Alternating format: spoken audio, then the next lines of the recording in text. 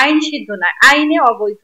তারপরে তাকে ধর্মান্তরিত করা হয়েছে, সেখানে সে একটা মুসলিম ছেলের সাথে সম্পর্ক করে তারপরে চলে আসে। পরবর্তীতে সে কয়েকটা ছেলেকে দ্বারা 2-3 দিন হোটেলে রেখে তাকে গণধর্ষণ করা হয়। আসলে বর্তমানে দেশের যে পরিস্থিতি, দেশের যে প্রেক্ষাপট, সেখানে আমাদের কোনো নারী কিন্তু নিরাপদে নয়। 1993 সালে জাতিসংঘ কর্তৃক নারীর বিরুদ্ধে সহিংসতা নির্মূল সংক্রান্ত ঘোষণাপত্র গৃহীত হয়। 1995 সালে বেইজিং এ নারীর অধিকার মানবাধিকার হিসাবে স্বীকৃত পাওয়ার পর দীর্ঘ সময় পার হয়ে গেছে।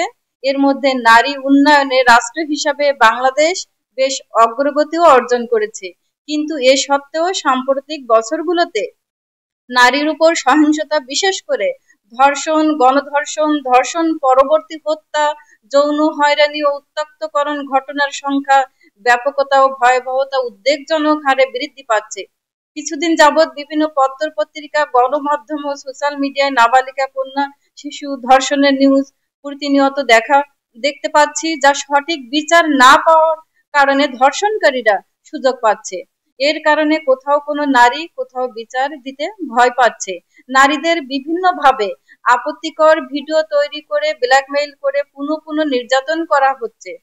বিভিন্ন সোশ্যাল মিডিয়ায় ফেক আইডি খুলে নারীদের আপত্তিকর ছবি ব্যবহার করে বিভিন্নভাবে হয়রানি করা হচ্ছে। নিম্নে প্রমাণস্বরূপ কিছু তথ্য তুলে ধরা হলো। আমাদের গত প্রায় 40 দিনে 29টা মেয়ে আমরা এখানে আমাদের ভিকটিম আমাদের কাছে সরাসরি আবেদন করছে, যেখানে আমরা 18টা ভিকটিমকে উদ্ধার করতে আমরা সফলতার সাথে আমাদের বিভিন্ন প্রতিনিধিরা ওনারা সহযোগিতা করছে এবং প্রশাসনের সহযোগিতায় আমরা তাদেরকে উদ্ধার করতে পারছি। অধিকাংশ মেয়েগুলো ছিল নাবালিকা।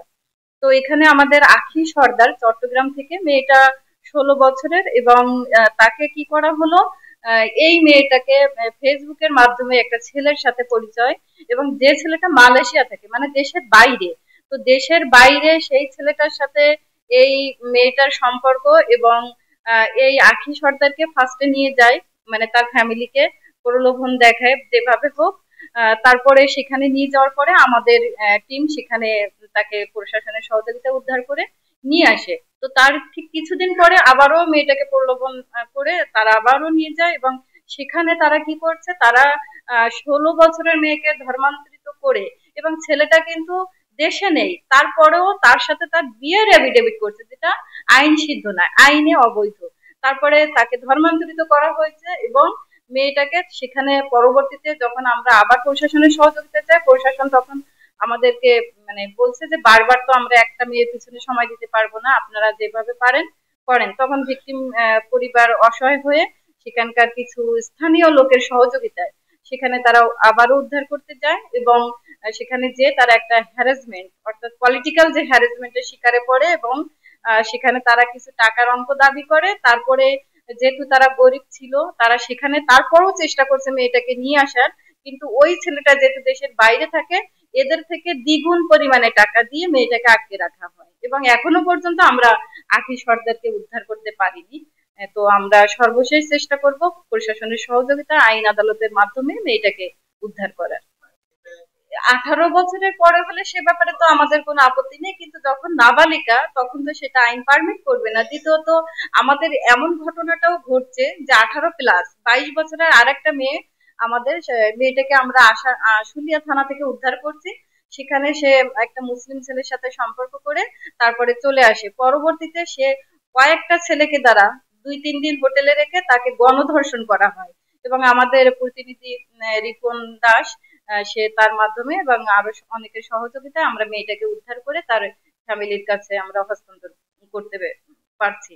আসলে বর্তমানে দেশের যে পরিস্থিতি, দেশের যে প্রেক্ষাপট, সেখানে আমাদের কোনো নারী কিন্তু নিরাপদে নয়। হ্যাঁ, আমরা চাচ্ছি যে ঘটনাগুলো বর্তমানে বিশেষ করে যে ধর্ষণের পরে যে নির্মম নৃশংসভাবে যে হত্যা করা, গলা কেটে, যেখানে দেখা যাচ্ছে যে আমার মায়ের লাশ পাওয়া যাচ্ছে ভুট্টার খেতে, তার মাথা পাওয়া যাচ্ছে আবার অন্য জায়গায়, এই যে মানে বর্বরতার যে সীমানা, সেটা কিন্তু আসলে অতিক্রম করে গেছে। আর আমরা সংখ্যালঘু হিসাবে আমরা বলতে চাই যে আজকের এই অপরাধ যোগ্যটা কিন্তু আজকে শুরু হয়নি, এটা সেই অনেক আগে থেকেই, পূর্ব থেকেই ছিল, যেখানে আমরা অপরাধীদের বারবার করে আমরা ছাড় দিয়ে আসছি। আর এই অপরাধীদের কখনোই মানে যতদিন আমরা বারবার করে ছাড় দিতে থাকবো, অপরাধের মাত্রাটা তত অধিক পরিমাণে বাড়তে থাকবে।